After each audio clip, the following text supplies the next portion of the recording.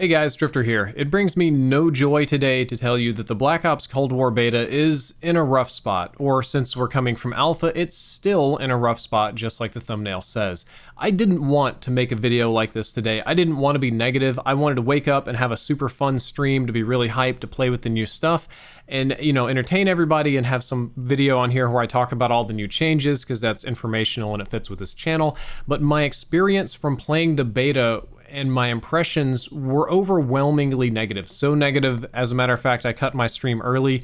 I was talking to Exclusive Ace, who cut off his stream 15 minutes after mine because it was incredibly frustrating. And I'm not having a good time, and there's some very big problems with this beta that I want to talk about today. There are some good things, okay? The beta did take some feedback from the community, or Treyarch took feedback from the community about the alpha and implemented some features in the beta that we all like and will love, and we will talk about these. We will have balance and sanity in today's video, not just a hate video. But for all of these nice changes we got, I feel like in terms of fundamental gameplay, it was a step or two backwards. I believe the phrase is 1 step forward and 2 steps back. That is exactly how this feels. We got some improvements on some minor things that are nice and that I appreciate on the content creation side of things, but the fundamental gameplay isn't doing very well. And my number one issue, what I want to talk about today in the very beginning of this video, is that the beta is laggy. It's very laggy. It kind of stutters and chops and acts like it's playing catch up all the time. It's kind of like when you fast forward on YouTube and instead of it just skipping to the part that you want to watch, it plays all the audio and video like on turbo 10x speed and everybody sounds like chipmunks. It's doing things like that. There are lots of inconsistencies between lobbies. There are some lobbies that I got that were reasonable, normal, sane, even a good one. I got one good one today. But on average, they're all pretty rough. I don't know what's causing this. I don't know if it's different servers that they allocated for the open beta versus open alpha versus the beta. I don't know if it's just because I was playing at launch morning when a lot of people were getting on.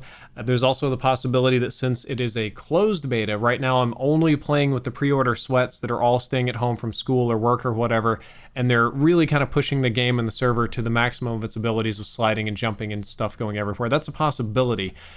But it's rough and it doesn't feel good. I personally have trouble moving myself and my character due to my character sometimes warping slightly or taking a step or two in the wrong direction. Just watching my teammates, I can see my teammates skip all over the map. I can see them freeze and ice skate for a few frames and then kind of resume and catch up. And they're just kind of skipping everywhere. Body blocking is back too. I had some teammates box me indoors. There are ghost bullets, which are when I'm shooting an enemy, my bullets don't seem to count or they seem to impact later. Magic bullets that I don't have a clue where they come from. Bullets from the movie Wanted that warp around corners. And pretty much all the bad things that you would think about when you think about bad lag or bad lag compensation. And on top of all of this, I'm fairly confident that I'm actually dropping frames when it starts lagging really bad. Like when it really starts to chug, I'm pretty sure that I'm losing some frames in the video or in my video output, which isn't good. Here's one example, okay? I am trying to contest this point. I'm trying to get a kill, to do a thing, be useful. And what's gonna happen in a second is I'm gonna take a little damage, go to kind of post up in a window, and a guy's gonna rush me and just shoot me around the corner like he's Jesus or something. Like, look at that. I'm gonna go ahead and play it again in slow motion so that you can see it in case you missed it. So the basic idea is, I know I'm a little weak. Oh, that's scary. I better get behind cover. And what, like a whole 4 or 5 frames after I'm behind cover, I'm dead and my body warps. Hello? And then when you watch it on his screen, he just warped right past my teammate. Did you see that? I've even got like screen tearing going on here on the screen when this happens. It's madness. Like, I was apparently outside when he killed me. Hell, on his screen, it still killed me through the wall. It's kind of not very good, man. This is not what I want to see in my game. That's so frustrating to me, and that's what every game has been like all morning long. The next problem I have is that the vehicles are fixed in some ways, but they're broken in others. So the big fix that we got is that the tank health got adjusted and the damage to the tank barrel got adjusted. And the overall lethality of the big vehicles is down a little bit, and their overall tankiness is down a little bit, which I feel like is a good thing. That was the smart, correct choice that Treyarch did, and I'm all on board for that. But something went screwy with the vehicle controls that made them just way worse, and the balance on some of the other vehicles. For example, here's me driving around a motorcycle in the new map Cartel, and what I'm going to try to do is run over some... Wait, what? Okay, you can't run over that. What? I bumped him out of the... You can't splatter people with the motorcycle? Hello? I mean, if a motorcyclist hit me in real life, I'm pretty sure that I would be dead. It just doesn't seem to matter. And even the kill cam's chopping, which is frustrating. The next clip I want to show you is me trying to drive the PT boat to kill people. And what you can't really see is the buttons that I'm pressing. But what's happening here is I basically want to drive and do strafes left and right on the big ship.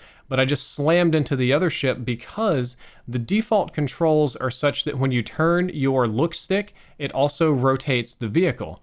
And that's very frustrating. So I can't drive forward and shoot sideways without ramming into the thing that I want to be driving past. Like I want to do drive-bys with the boat, not slam intos with the boat. And there's kind of a way to finagle it where you can take the look stick and the movement stick and sort of invert and go opposite of each other to keep the boat on a sort of narrow and steady path. But it's an absolute mess, and it's really hard to do. Thankfully, my Twitch chat said, hey Drifter, you're being stupid, you didn't read anything, go check your controls. If you look in your controls, you'll see that there's an option for an alternative control scheme. This is me playing with the alternative control scheme, which does exactly what I want it to do. It lets me drive my boat straight forward and, look sideways and shoot and strafe, and it's pretty easy. But if you'll notice, I'm actually moving really slow here because in the alternative control scheme, you can't do double input turning. So the other one, it was turning left, and now I just have the regular left. It's double inputting. And in order to turn normally, what I have to do is use the handbrake button to use a motorcycle-like handbrake on the boat to kind of make it turn, which isn't easy or logical. And I just found that overall to be very frustrating. I'm glad that the vehicles aren't as deadly, but I'm not so glad that I can't really control them. Guys, this is rough. This is like legitimately frustrating. I'm gonna need to take a breather in this video in order to continue with my full opinion. So enjoy this sponsored moment.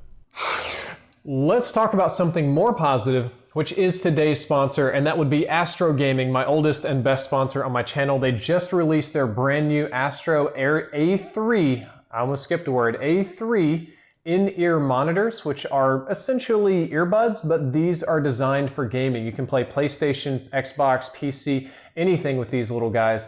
Even PlayStation 5, I'm gonna try to dig one out so you can see it, which is really cool. These little buds on the end are actually customizable. The box comes with various widths. I'm not gonna do the whole review and unboxing today, but I just kind of wanted to let you guys know that Astro has dropped a brand new product and a brand new adapter, which is an HDMI audio adapter, so it will help you get the audio to your headsets, whatever headsets you have if you get a PlayStation 5, and there's a similar version for the Xbox Series X, because not all of them have the optical audio ports. If you're interested in either of these two products, then you can use the link down there below in the description.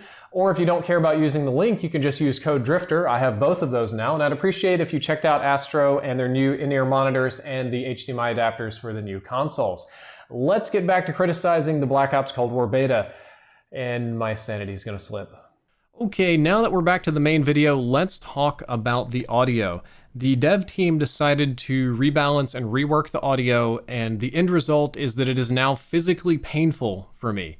The developers decided to lower footstep audio, which was probably a good thing. Footstep audio was really loud in the alpha. It was really easy to hear people. I know Marksman and some other people had some issues with it with S&D, and they made a lot of really good adjustments. They have a lot of different sound levels for if you're ADS moving, if you're crouch walking, if you're snaking, and a lot of things that make a lot more sense for competitive play and overall balance. But what they also decided to do was add more bass to the gunshots, and I assume this is because the community complained about the guns sounding cartoony, about them being, kind of silly and the animations and all that stuff, and it not really competing with modern warfare. And one of the ways that you can fix this and you can make your guns feel louder without necessarily drowning out footsteps and other important callouts is you can add more bass to those sounds. It gives you a little wub or like a little pressure differential in your ear that you can kind of feel. What happened though is that now basically every gun and every kill streak and everything in the game has some kind of dubstep like wub or reverb effect to it, and it feels like the pressure in my ears is constantly changing because of this. Now, I have to clarify that I've complained about audio for years because I'm a sad little beta male soy boy that has little baby ears that gets hurt all the time. I'm playing on like 15% volume. I was just born that way with sensitive ears. I can't fix that. I've literally gone to therapy to try to make stuff on my ears feel less painful, but I can't.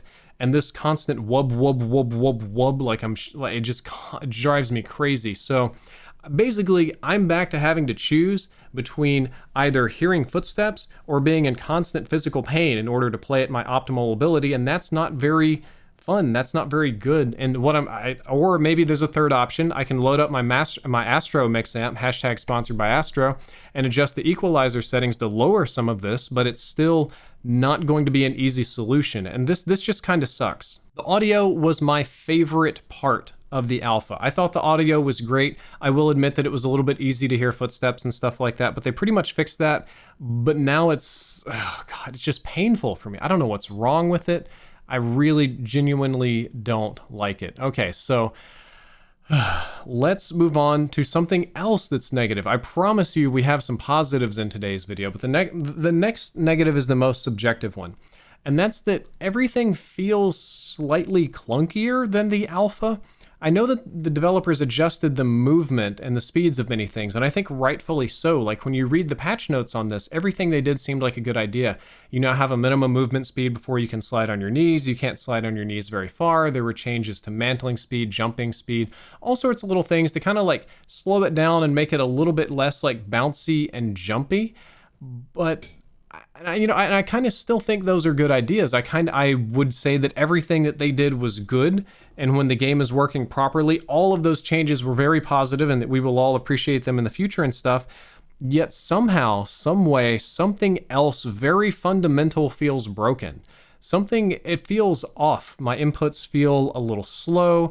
My climbing feels a little bit hectic or chaotic. I don't feel that I'm able to always mantle the things that I want to, or that I'm in control of my character when I do, even if I'm running gung-ho or whatever.